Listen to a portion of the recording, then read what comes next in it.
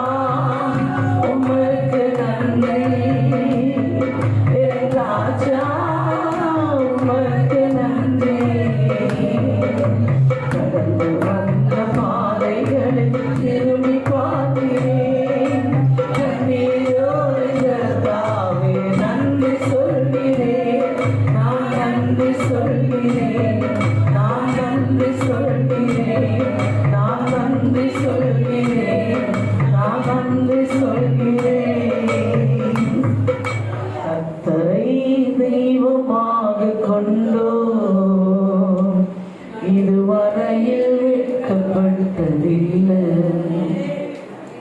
அவரையே ஆதரவாய் கொண்டோ நடுவழியில் நின்று போவதில்லை. கர்த்தரை தெய்வமாக கொண்டோ இதுவரையில்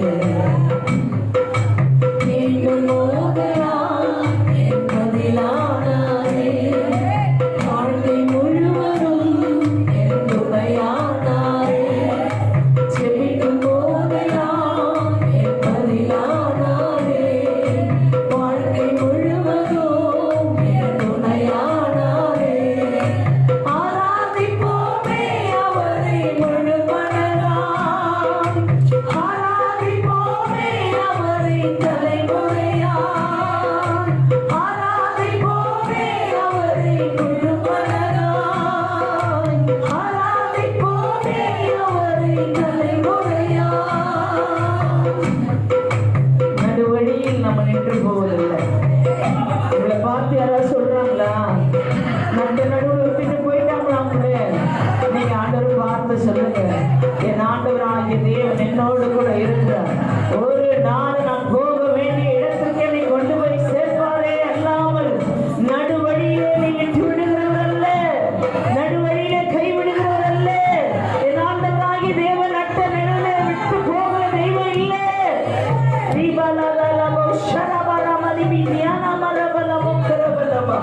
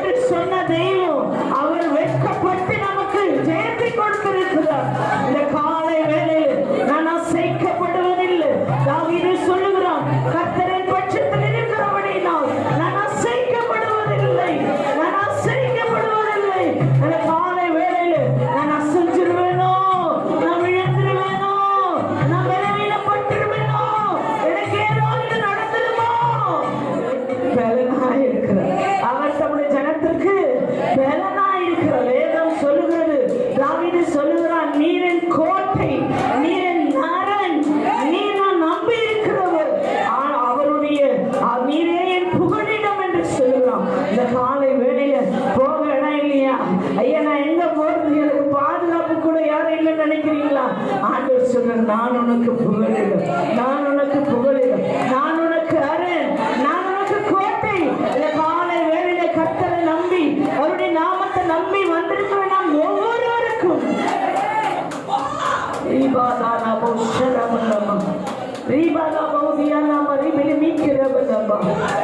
வேண்டும் போதெல்லாம் என்பதிலானாரே, வாழ்க்கை முழுவதும் என் துணையானாரே, செபிக்கும் போதெல்லாம் என்பதிலானாரே, வாழ்க்கை முழுவதும் என் துணையானாரே, செபிக்கும் போதெல்லாம். ஜபம் சும்மா நினைச்சு கூடாது. ஜபம் நாம எதை சும்மா உட்காந்து ஏதோ பேசிக்கிறோம் நினைச்சு கூடாது.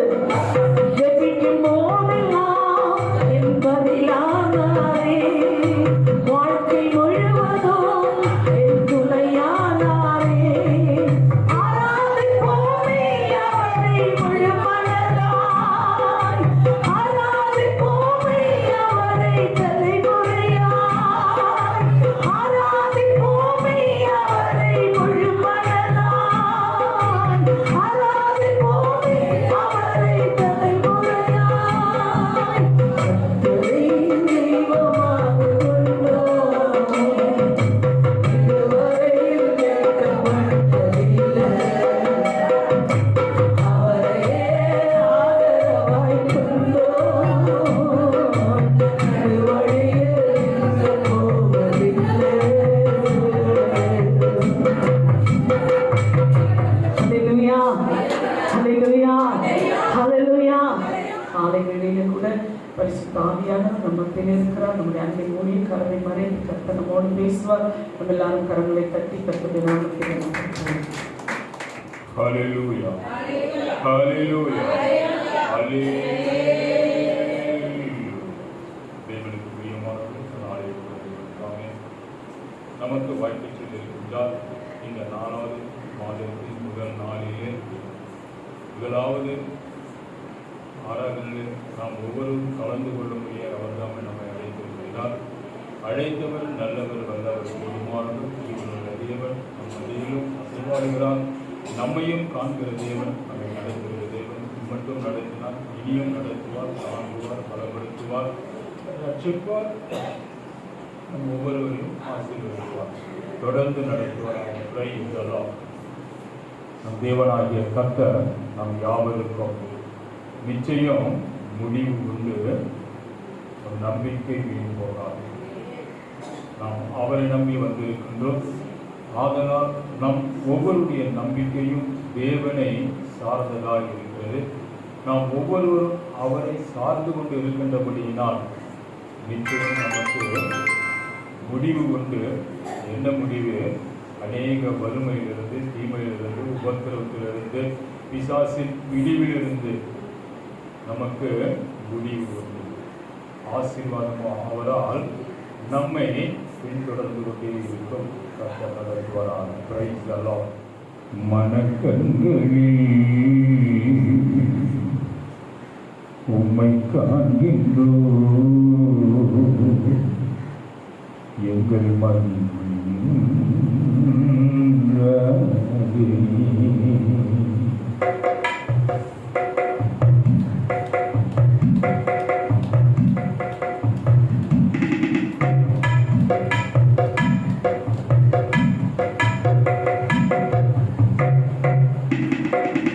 மனக்கண்களில்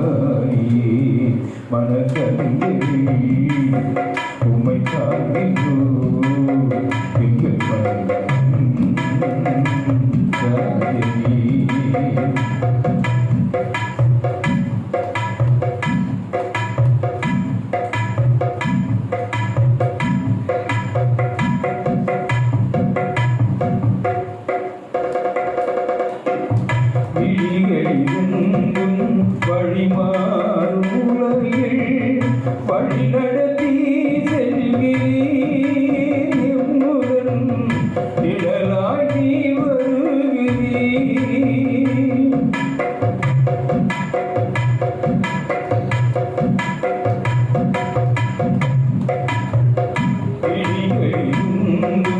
வழிமாறும் உலகில் வழிநடத்தி செல்கிறீர் எம்முடன் நிழலாய் நீ வருகிறீர். தடுமாறி விழுந்திடும் வேளையிலும் தடுமாறி விழுந்திடும் வேளையிலும் தயவின் கருங்களில் எமை தாங்கி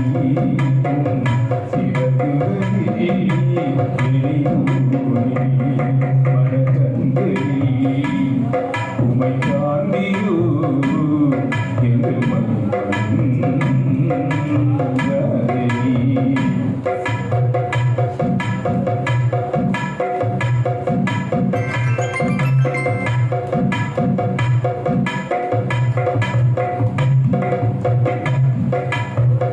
உலகத்தின் காட்சிகள் காணாத வரைக்கும் உண்மைக்கே வழி இருக்கும் வாழ்க்கையில் உண்மைக்கே வழி இருக்கும்.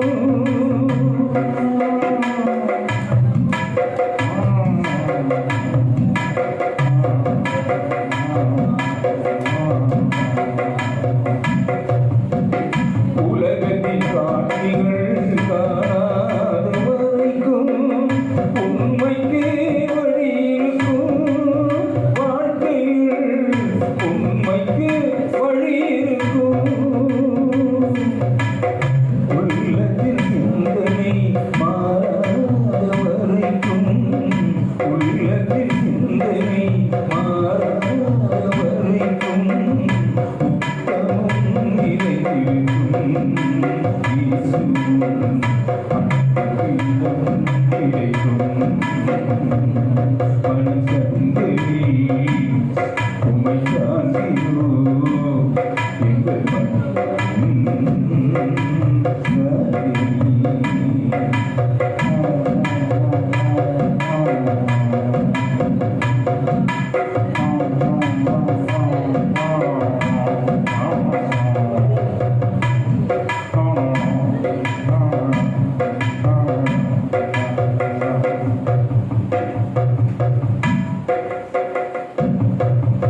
நானே வெளிச்சமாய் இருக்கிறேன் என்று வேதத்தில் உரைத்தவரே நெஞ்சினில் ஒளியாய் தெரிபவரே.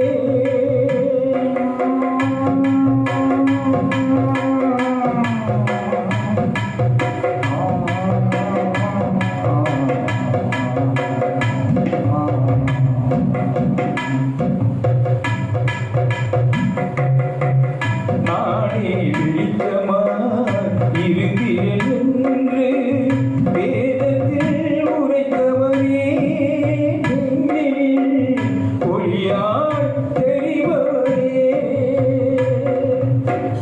ஞானத்தின் கண்களாய் கேட்டிடும் செவிகளாய் ஞானத்தின் கண்களாய் கேட்டிடும் செவிகளாய் எமக்குள் வசிப்பவரே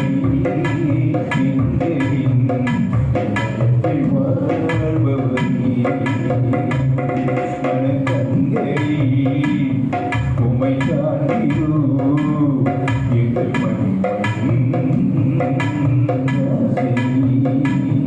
மனம் வீசிடும் உங்கள் சுவாசத்தில் உயிர் வாழ்கிறோ எங்கள் தேவனே. பரிசுத்தரே பரிகாரி பரிசுத்தரே பரிகாரி பாசத்தோடு என்னை அழைக்கும் உபகாரி பாசத்தோடு என்னை அழைக்கும் உபகாரி. மனக்கண்களே உமை காட்டியோ எங்கள் மகிழ்ச்சியின் இந்த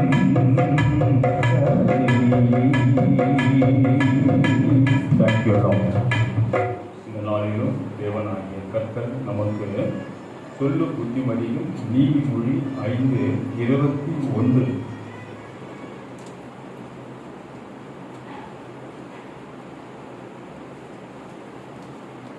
மனுஷனுடைய வழிகள் கர்த்தரின் கண்களுக்கு முன்பாக இருக்கிறது.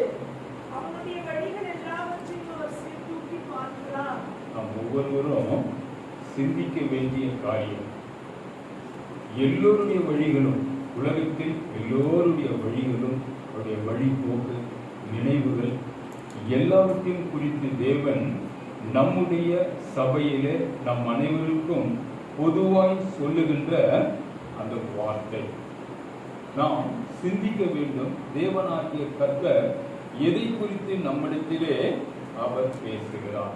மனுஷனுடைய வழிகள் கர்த்தரின் கண்களுக்கு முன்பாக இருக்கிறது. நீங்களானாலும் சரி, நான் என் மனைவியானாலும் சரி, இந்த உலகத்தில் உள்ள அநேக ஜனங்களுடைய வழிகள், அது யாரா இருந்தாலும், அவர் விஐபி, லட்சாதிபதி, பெரிய மந்திரி, மினிஸ்டர், இவர் தான் ஆனரபிள், யாரா இருந்தாலும் சரி, தேவன் எல்லோரையும் குறித்து சொல்லுகிற காரியம், மனுஷனுடைய வழிகள் கர்த்தரின் கண்களுக்கு முன்பாக இருக்கிறது. அவனுடைய வழிகள் எல்லாவற்றையும் அவர் சீர்தூக்கி பார்க்கிறார், நம்மையும் சேர்த்து. அப்ப நாம் தேவனுக்குள்ளே எப்படி இருக்க வேண்டும்? மற்றவர்களை குறித்து நமக்கு கவலை இருந்தாலும் கூட முதலாவது உன்னை நீ ரட்சித்துக்கொள். அப்ப நம்மை நாமே தேவனுடைய வார்த்தை கொண்டு ரட்சித்துக் கொள்ள வேண்டும், அனுதினமும் நினைவுபடுத்திக் கொள்ள வேண்டும். அந்த வார்த்தையின் பிரகாரம் நாங்கள் இருக்கின்றோமா? நம்மை நாமே சோதித்து அறிய வேண்டும். காரணம், இந்த பூமி நமக்கு சொந்தமே இல்லை. ஏதோ தேவன் நம்மை மனம் திரும்பும்படியே இந்த பூமியிலே நம்மை விட்டு வைத்திருக்கிறார். ஆனாலும் கொடுமையிலே இல்லை, நன்மையை பெற்றுக்கொண்டு நாம் இந்த பூமியிலே தேவநாமம் தரிக்கப்பட்டவர்களாய், சாட்சி உள்ளவர்களாய், தேவனை மகிமைப்படுத்தக்கூடியவர்களாய், மற்றவர்களை ரட்சிப்பின் பாதையிலே வழிநடத்தக்கூடியவர்களாய் இந்த பூமியிலே நம்மை தேவன் வைத்து வைத்திருக்கிறார். நாம் இதெல்லாம் யோசிக்கணும். நம்முடைய காரியம் என்ன? நான் உங்க மத்தியில பேசிட்டு இருக்கேன் கர்த்தர் நிமித்தமாய். திடீர்னு இது முடிஞ்ச பிறகும் இப்பவ கூட நான் மயங்கி விழுந்து செத்து போகலாம். நடக்கும், நடக்காதுன்னு சொல்லவே முடியாது. எது வேணாலும் நடக்கும். ஐயோ, நான் ஊழியக்காரர் மயங்கி விழுந்துட்டார, நீங்க எல்லாம் பதறி போய் நல்ல மெசேஜ் கொடுத்துட்டா இருப்பா, என்ன தெரியல மயக்க விழுந்துட்டாருப்பா, நடக்கலாம். முடியாதுன்னு சொல்லவே முடியாது. ஒருவேளை ஆவியானவர் எனக்கு உந்தப்பட்டு அவர் எனக்கு சில காரியங்களை உணர்த்தப்படும் பொழுது எனக்கு சாவு இப்போ வராது, 75க்கு மேலே அப்படின்னு கூட நான் சொல்லலாம்.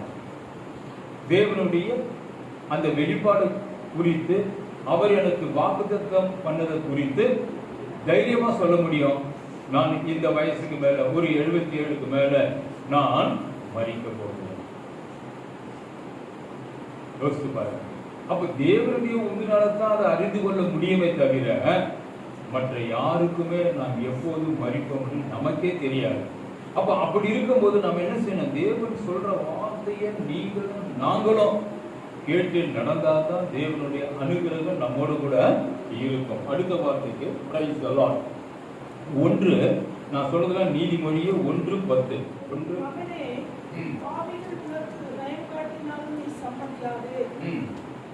என்ன சொல்லுது? பாவிகள் உனக்கு நயம் காட்டினாலும் நீ சம்மதியாத. நீ எதுவானாலும் இருக்கும். இச்சை என்று சொல்லப்படுகின்ற எத்தனையோ ஆசைகளை குறித்து இருக்கலாம். அப்படி சொல்பவர்கள் யார்? நான் ஒருவேளை உங்கள் மத்தியில பேசுறேன், இவர் யாரு? தேவனுடைய ஊழியக்காராச்சே, இவர் இப்படிப்பட்ட காரியத்தை சொல்ல மாட்டாரு, சொல்லவும் கூடாது. அப்போ இந்த ஊழியக்காரர் பேசுகிற பேச்சில நீங்க ஆராய்ந்து பார்த்தீங்கன்னா இது தேவனுடைய சித்தம், இது தேவனுடைய வார்த்தை, இது தேவனுடைய புத்திமதிகள் நீங்க அறிந்து கொள்ளலாம். காரணம், நான் தேவனால் அபிஷேகம் பண்ணப்பட்ட ஊழியக்காரர். உங்களுக்கு, அவருக்கு நான் வேலைக்காரன். இல்லைங்களா? அப்போ யார் பேசுறாங்கன்றது நமக்குள்ள கவனிக்கணும். சொந்தக்காரா இருக்கலாம், நம்மோடு பிறந்தவர்களா இருக்கலாம், இல்ல உங்க பிள்ளைகளா இருக்கலாம், யாரா இருந்தாலும் சொல்லுபவர்கள் யார்? அதுதான் ஒரு உதாரணம் நேற்றைய தினத்துல சொல்லப்பட்டது. பேதுருவை குறித்து ஆண்டவர் சொல்லும் காரியத்திற்கு அவன் எதிர்த்து சொல்லுகிறான். அப்படி நடக்கக்கூடாது. அப்பாலத்தை சாத்தான சொல்றாரு. ஏன்? அந்த காரியம் நடக்கணும். தேவன் அதை சித்தரித்து வைத்திருக்கின்றார். நான் பாவிகள் கையிலே ஒப்பு கொடுக்கப்படுவேன், பாவிகள் என்னை சாகடிப்பார்கள். அது தேவனுடைய திட்டம். பேதுரு சொல்ற அப்படிலாம் நடக்கூடாது. அப்பாலத்தை சாத்தான் அது நடக்கணும்னு தேவன் திட்டம் வைத்திருக்கிறார். அப்ப யாரையும் என்ன பண்ணல? ஆண்டவராகிய தேவன் முகதாட்சனை பார்க்கவில்லை. தேவனுடைய சீஷன் தான். அவன் எத்தனையோ காரியங்களை ஆண்டவர் நாமத்தினால செஞ்சிருக்காரு. அதனால அவர் என்ன பண்ணல? ஏற்றுக்கொள்ளவில்லை. ஓரம் போ. ஏன்? பிசாசின் ஆவி யாரை கொண்டு ஆகிலும் நடத்த முடியும். நாம் ஜாக்கிரதையா இருக்க வேண்டும். அதற்கு தான் இந்த வார்த்தை. அடுத்து பாருங்க, அதிலேயே 15, 16. என் மகனே, நீ அவர்களோடு வழி நடவாமல் உன் காலை அவர்கள் பாதைக்கு விலகுவாயாக. அவர்கள் கால்கள் தீங்கு செய்ய ஓடி ரத்தம் சிந்த தீவிரிக்கிறது. நாம ஜாக்கிரதையா இருக்கணும். நீங்க யோசிச்சு பாருங்க. அடியேன் உதாரணத்தை எடுத்துக்கொள்ளுங்க. நான் யாரிடத்துல என்ன பண்ண மாட்டேன், ரொம்பவும் ஐக்கியம் வச்சுக்க மாட்டேன். தேவனால் தெரிந்து கொள்ளப்பட்ட ஜனங்களா இருந்தாலும் கூட சில வார்த்தைகளை பேசி என்னை தேவனுக்குள்ளா எச்சரிக்கப்படுபவனாய் நான் நடந்து கொள்ளுவேன். சிரிப்பேன், பேசுவேன், தமாஷ் பண்ணுவேன், எல்லாம் இருக்கும். ஆனாலும் கூட தேவனுடைய அந்த பயபக்தியோடு தான் நான் என்ன பண்ணுவேன், பேசுவேன். யாரையும் நான் அவதூறா பேச முடியாது. ஏன்? தேவ ஜனங்கள், அது தேவனுடைய ஜனங்கள். யாரையும் இழிவாகவோ குற்றப்படுத்தியோ அவர்களை துக்கப்படுத்தியோ சில வார்த்தைகள் தேவனுடைய வார்த்தையினால அவர்களை துக்கப்படலாம். அது நன்மைக்காகவே, தீமைக்காகவே அல்ல. தேவனுடைய ஜனங்கள் ஒவ்வொருவரும் தேவன் என்னை கேட்பார், எனக்கு அதற்கு மேலும் என்னை கேட்டு எனக்கு தண்டனை கொடுப்பார். ஆதலால் ஒருவரையும் நான் குற்றப்படுத்த முடியாது. புத்திமதிகளை சொல்லி அவர்களை தேவன் பக்கமாய் திரும்பும்படியாய். அந்த வார்த்தைகள் அது தேவனுடைய வார்த்தையா இருக்க, என்னுடைய சுயமா இருக்காது. தேவனுக்கு பிரியமானோ நீங்க யோசிங்க. நான் ஒருவரையும் குற்றப்படுத்த ஆள் இல்லை, படுத்தவும் கூடாது. தேவனுடைய சட்டம். புத்திமதிகள் இருக்கும், தேவனுடைய வார்த்தையை நினைவுபடுத்துவோம். அது சிலருக்கு என்ன பண்ணும், என்ன சொல்லிட்டாங்களே எனக்கு இருக்க நினைக்கலாம். ஏன்? அவர்கள் தேவன் பக்கமாய் திரும்பும்படியாய். பிள்ளைகளை பெற்றோர்களுக்கு அடிக்கிறீங்க. ஏன்? அது செத்து போனா அடிப்போம், அது காயப்படனா அடிப்போம். அது அந்த தவறிலிருந்து விடுபட வேண்டும், தன்னை மாற்றிக்கொள்ள வேண்டும் என்பதற்காக பெற்றோர்கள் பிள்ளைகள் மீது கவனமாய் இருப்பாங்க, சொல்லி பார்ப்பாங்க. சில புத்திமதிகளை சொல்லி பார்ப்பாங்க, திட்டி பார்ப்பாங்க. பிறகு பிரம்பரம் கையாள வேண்டும் என்று தேவனே சொல்லி இருக்கிறார். அதுபோல ஊழியக்காரர்களும் கூட அவருடைய ஜனங்களை அவர் வார்த்தை கொண்டுதான் நினைக்கும்படியா, அவர்களை திசை திருக்கும்படியா அவர் பக்கமா அப்படிதான் இருக்குமே தவிர யாரையும் நாங்கள் துன்புறுத்துவது கூடாத காரியம் அப்படி செய்யவும் மாட்டோம். இதை ஒவ்வொருத்தரும் புரிஞ்சுக்கணும். ஏன்னா ஆவியானவர்களுக்கு உணர்த்துகிறார். இப்படியெல்லாம் நினைச்சு இப்படி பண்றாங்கன்னா நாங்கள் யாரையும் துக்கப்படுத்துவோ, வேதனைப்படுத்துவோ, துன்புறுத்துவோ எங்களுக்கு அதிகாரம் கிடையாது. கூடுமானவரை யாவருக்கும் சமாதானமாய் இருந்து தேவனுடைய சத்தியத்தை அவர்களுக்கு போதிக்க வேண்டும். அதான் தேவன் உள்ளதை உள்ளது என்றும் இல்லையா அது இல்லை என்றும் பேச வேண்டும். அதுதான் தேவனுடைய காரியம். பிறகு அடுத்த வார்த்தைக்கு போவோம். 19 ஒன்னிலேயே 19. பொருளாசை உள்ள எல்லாருடைய வழியும் இதுவே, இது தன்னை உடையவர்களின் உயிரை வாங்கும். நல்லா யோசித்து பாருங்க. பொருளாசை உள்ள எல்லாருடைய வழியும் இதுவே. என்னமா இருக்கும்? அவர்கள் கால்கள் தீங்கு செய்ய ஓடி ரத்தம் சிந்த தீவிரிக்கிறது. அவங்களுக்கே தெரியாது. ஆனா அவர்கள் நமக்கு வேண்டிய நண்பர்களா இருப்பாங்க, சொந்தக்காரர்களா இருப்பாங்க, நம்ம உறவு முறைகளா இருப்பாங்க, நம்மோடு கூட பிறந்தவர்களா இருப்பாங்க. யோசித்து பாருங்க. நாம் என்ன பண்ணணும்? ஆண்டவர் நம்மை வேறு பிரித்து இருக்கிறார். கூடுமானா ஒருவருக்கு ஒருவர் தேவனுடைய சத்தியத்தை கொண்டு என்ன பண்ணணும்? புத்தியை அறிவை பரிமாறிக்கொள்ளலாம். ஒருவரும் கெட்டு போகக்கூடாது என்று தேவனுடைய திட்டம் சித்தம்.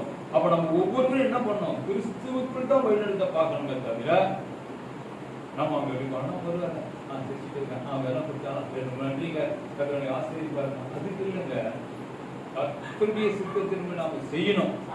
ஒருவேளை கர்த்தருடைய உந்துதலினாலே அவர்களுக்கு தூண்டப்பட்டு அவர்கள் தேவனுடைய ஊழியக்காரர்கள் என்று அவர்கள் கொடுப்பார்கள் கர்த்தர் நாம மையப்படும்படியாய் அதை நாம பெற்றுக் கொள்ளலாம். யாரையும் வஞ்சித்து இல்லை, ஏமாற்றி இல்லை. நல்லா யோசிக்கணும். அந்தவர்கள் அப்படிதான் நடத்துறாரு. உங்களுக்கு தெரியும். நீங்கள் கர்த்தர் நிமித்தமாய் அவரை கனப்படுத்தி கொடுப்பதைத்தான் நாங்கள் அவர் நிமித்தமாய் ஏற்றுக்கொள்வதை தவிர யாரையும் கட்டாயப்படுத்தி எங்க சபையில ஆண்டவர் என்னை மனைவி ஊழியக்காராய் அவர் அங்கீகரித்ததினால நாங்கள் ஒருவரிடத்திலும் அப்படி செய்ததே இல்லை. நீங்க யோசித்து பாருங்க. ஏன்? கர்த்தருக்கு தெரியும் யாரை கொண்டு ஊழியக்காரரை போஷிக்க வேண்டும், வழிநடத்த வேண்டும். அவன் எத்தனையோ ஊழியக்காரர்கள் அப்படிதான் சபை விசுவாசிகள் தாங்குகிறாங்க. இல்லைன்னு சொல்ல முடியாது. நானும் இல்லைன்னு சொல்லல. நம்ம ஊழியத்துக்கு எத்தனையோ பேர் எவ்வளவோ கொடுத்துருக்காங்க. ரொம்ப குறிப்பா கொடுத்ததுன்னு சொன்னா முதல்ல சொல்ல வேண்டியது சாராள். எனக்கு தெரிந்து ஆச்சரியப்பட்டு போன 25,000. பிறகு அம்முவை குறித்து நான் சொல்லுவேன். அவங்க வாங்குற அந்த சம்பளத்துல தசம பாகத்தை கொடுப்பாங்க. சிலது இந்த கொரோனா காலத்தில கூட தாராளம் கொடுத்துருக்காங்க. 40,000 கொடுத்துருக்காங்க. அதே போல அம்மா எக்ஸிபாவும் கொடுத்துருக்காங்க. ஏன்? கர்த்தருடைய தூண்டுதலினால நாங்க யாரையும் நாங்க இருக்கப்பட்ட சொல்ல நான் ஊழியக்காரன். உங்களுக்கு ஊழியக்காரன், தேவனுக்கு வேலைக்காரன். தேவனாகிய கர்த்தர் உங்களை கொண்டு எங்களை போஷிக்கிறார். நான் என்னதான் எனக்கு நான் ஆசீர்வாதமாக இருக்க என்னுடைய உழைப்பு நான் சொல்லவே மாட்டேன். எல்லாம் கர்த்தருடைய ஈவு. அது உங்க மூலியமா இருந்தாலும் சரி, அது எங்களுடைய உழைப்பா இருந்தாலும் சரி, எல்லாம் அவர்களுக்கு ஈவு. இது ஒருபோதும் நாங்கள் மறக்கவே மாட்டோம். அப்ப நீங்க யோசிங்க. ஒருவேளை சிலர் கூட யோசிக்கலாம், உண்மைதான் கர்த்தர் நிமித்தமா ஊழியக்காரர் நீங்க தாங்கி இருக்கீங்க இல்லைன்னு சொல்லி எத்தனையோ பேர் தாங்கி இருக்கீங்க. ஆனா நாங்க மறக்கவே இல்லை. நாங்கள் சொல்வதெல்லாம் தேவன் என்ன சொல்லுகிறாரோ அது அப்படியே உங்களுக்கு பதில் நாங்கள் பேசுகிறோம். ஒரு மைக்கு மூலியமா ஸ்பீக்கர் மூலியமா அந்த வார்த்தைகள் வருகிறது. எங்களுக்கு யாருமே சரி தூரமானவங்க இல்லை, விரோதியே இல்லை. என்ன சொல்லலாம்? ஏதோ காரியம் சொல்லலாம். அப்படிப்பட்ட நீங்க யாருமே கிடையாது. எல்லோரும் தேவனுக்கு பிரியமானவர்கள், விசேஷமானவர்கள், தேவனால் தெரிந்து கொள்ளப்பட்டவர்கள், தேவனால் படைக்கப்பட்டவர்கள் எல்லோரும் சேர்த்து. ஆதலால் தேவன் என்ன சொல்லுகிறாரோ அதைத்தான் நாங்கள் உங்கள் மத்தியிலே பேசுகிறோம். அடுத்து நம்ம 22-23 வாசிங்களா? பேதைகளே, சிலர் பேதைகளே நீங்கள் பேதமையை விரும்புவதும், நிந்தனைக்காரரே நீங்கள் நிந்தனையில் பிரியப்படுவதும், மதியினரே. நிறைய பேருக்கு தெரியல, அதுலயே விரும்புறாங்க, அதுலயே இருந்துக்கிறாங்க. சொன்னா கேட்க மாட்டேன்றாங்க. நம்ம என்ன பண்ண முடியும்? ஏன் சொல்றோம்? தேவன் சொல்றார், என் பிள்ளைகள் ஒருவரும் கெட்டு போக கூடாது. அவர்கள் ஒவ்வொருவரும் பரலோக ராஜ்யத்துக்கு உரியவர்கள், இந்த பூமிக்கு உரியவர்கள் அல்ல. தேவன் சொல்லுகிறார். அவர் பேதுருவை மாத்திரம் கேட்கல, என்னையும் மனைவியும் கேட்கிறார். என் ஆடுகளை மெய்ப்பாயாக, என் ஆடுகளை மெய்ப்பாயாக. என் ஆடுகளை தவற விட்டவனுக்கு ஐயோ. யோசித்து பாருங்க. உங்களை நாங்கள் தவற விட்ட மகளை எங்கள் கதி ஐயோ. அதற்காகவே நாங்கள் தேவன் சொல்லுகிற பிரகாரம் உங்களை வழிநடத்துகிறோம். எவ்வளவு பெரிய காரியம். அதனால்தான் வேதம் சொல்லுது, சிலர் என்ன பண்ணலாம்? ஊழியக்காரர் ஆகாமல் இருப்பதே நல்லது. ஏன்னு ஊழியக்காரருக்கு பல அடிகள், நிந்தைகள், அவமானங்கள், வேதனை, துக்கம், கவலை, பல காரியங்கள் வரும். உங்களுக்கு தெரிஞ்சிருக்கும். எனக்கு மனைவிக்கு எத்தனை நிந்தைகள், அவமானங்கள், அவதூறுகள். நாங்கள் எல்லாவற்றையும் தேவன் நிமித்தமாய் சகித்துக் கொண்டோம். நாங்களும் மற்றவர்கள் போல மனிதர்கள் தான். எங்களுக்கும் கோபம் வராதா? எங்களுக்கும் வீரம் வராதா? நோ. கர்த்தரால் தெரிந்து கொள்ளப்பட்டு அவரால் அபிஷேகம் பண்ணப்பட்ட பிறகு உலகத்தின் காரியங்கள் சிந்தைகள் எதுவும் எங்களிலே இருக்கக்கூடாது. அதையெல்லாம் உணர்ந்துதான் நான் எங்களை சகித்துக் கொண்டு யார் என்ன பேசினாலும் என்ன சொன்னாலும் பதில் சொல்லுவோம். லகுவாய் ஏற்றுக்கொள்ளவில்லைன்னா நாங்கள் அமைதியோடு என்ன பண்ணிடுவோம், உள்ள வீட்டுக்கு வந்துடுவோம். அவங்க பயந்து போகணும்னு சொன்னாங்க, என்ன வேணாலும் சொல்லட்டும், கர்த்தர் நாம மையம். இது வரைக்கும் அப்படிதான் இருந்திருக்கோம். இங்க வந்திருக்க மத்தியில ஐயா நீ அப்படிலாம் கிடையாதுயா, எவ்வளோ அவதூறு பேசியிருக்கேன், எவ்வளோ சொல்லியிருக்கீங்க சொல்லுங்க, நான் உங்களிடத்துல மன்னிப்பு கேட்க தாராளமா இருக்கிறேன். ஏனென்றால் தேவன் என்ன சொல்லுகிறாரோ அதை அப்படியே சொல்லுவோம். அதன்படிதான் நாங்கள் கிறிஸ்துவுக்குள் நடந்து கொண்டிருக்கோம், மற்றவர்களையும் நடத்த விரும்புகிறோம். நாம் எழுதியிருக்கோமா? Praise the Lord. நீதிமொழிகளிலே வாசிக்கிறோமா? 8வது அதிகாரத்திலே 34வது வார்த்தை. என் வாசற்படியில் நித்தம் விழித்திருந்து என் கதவு நிலையருகே காத்திருந்து எனக்கு செவி கொடுக்கிற மனுஷன் பாக்கியவான். பாருங்க, ஆண்டவர் எவ்வளவு அழகா சொல்றாரு. சொல்லுங்க. என் வாசற்படியில் நித்தம் விழித்திருந்து என் கதவு நிலையருகே காத்திருந்து எனக்கு செவி கொடுக்கிற மனுஷன் பாக்கியவான். ஆமென். நம் ஒவ்வொருடைய தாகமும் ஏக்கமும் விருப்பமும் அவர் வாசற்படியில் நித்தம் விழித்திருந்து என் கதவு நிலையிலேயே காத்திருந்து எனக்கு செவி கொடுக்கிற மனுஷன் பாக்கியவான். ஒரு உதாரணத்துக்கு எடுத்துக் கொள்ளுங்க. ஒரு வேலை வேண்டி கம்பெனிலேயோ கவர்மெண்ட்லேயோ எங்கே ஒரு வேலை வேண்டி நாம் விரும்பி தாகத்தோடு இருக்கப்படும் போது அந்த அலுவலகத்தை நாம் நாடி போகும்போது உடனே கேட்டு திறந்துச்சுன்னு போகவே மாட்டோம். அந்த கதவு நிலை அருகே கதவாண்ட நேரம் நிற்க மாட்டோம். நிறைய பேர் இருக்கீங்க, படிச்சிருந்தோ வேலைக்கு போகலாம், கதையின் நிலை அருகே காத்திருந்து அவர் எப்பொழுது கூப்பிடுவாரோ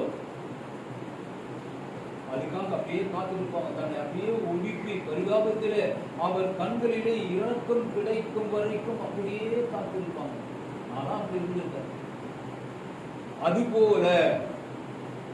அதுபோல நிலையருகே காத்திருந்து அவருக்கு செவி கொடுக்கணும். எப்ப நம்ம கூப்பிடுவாரு, அவங்க பண்ண வருவாங்க, போவாங்க, ஃபீல்டு வருவாரு, இப்போவாரு, அப்படிதான் இருக்கணும். சொல்லி அனுப்புவார். நிற்கிறாங்கள அதை நிற்கிறாங்க, அது உள்ள வர சொல்லு அப்படின்னு சொல்லிட்டு உள்ள போகும்போது சொல்லிட்டாருன்னா போக முடியாது. யார் எவருன்னு தெரியாது. அவருக்கு என்ன பண்ணணும்? கையை கொடுக்கணும். உள்ள வாங்க, உட்காருங்க. இந்த தாழ்மை நாம் தேவனிடத்திலே காண்பிக்கப்படும் பொழுது அது என்றென்றும் நிஜமாய் இருக்கணும். கர்த்தர் நம்மை ஆசீர்வதிப்பார். வரிசைக்கலாம். உம்மை நினைக்கும் போதெல்லாம் நெஞ்சம் மகிழுதையா, நன்றி பெருகுதையா.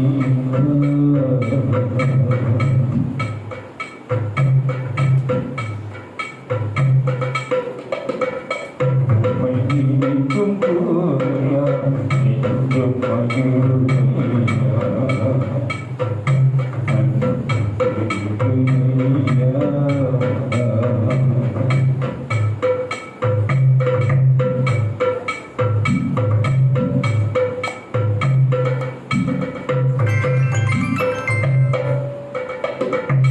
கல்லப்பட்ட கண்ணான்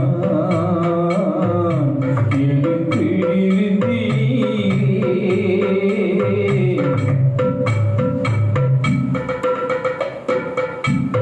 கல்லப்பட்ட கண்ணான் எழுந்திருந்தீரே, உண்மை உள்ளவன் என்று கருதி, உண்மை உள்ளவன் என்று கருதி ஓடியும் தந்தீரையா, ஓடியும் தந்தீரையா. நன்றி நன்றி ராஜா, நன்றி இயேசு ராஜா, நன்றி நன்றி ராஜா,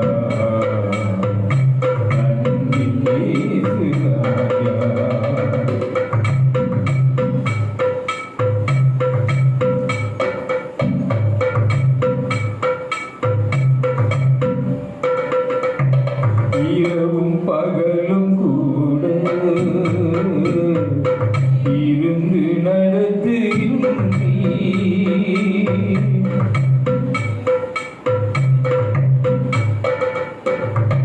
இரவும் பகலும் கூட இருந்து நடத்துகின்றீ கலந்தும் நேரமெல்லாம் கரம் நீட்டி கலந்தும் நேரமெல்லாம் கரம் நீட்டி கண்ணீர் துடைக்கின்றே என் கண்ணீர் துடைக்கின்றே நன்றி நன்றி ராஜா நன்றி ராஜா நன்றி நன்றி ராஜா நன்றி ராஜா உம்மை நினைக்கும் போதெல்லாம் நெஞ்சம் மகிழுதையா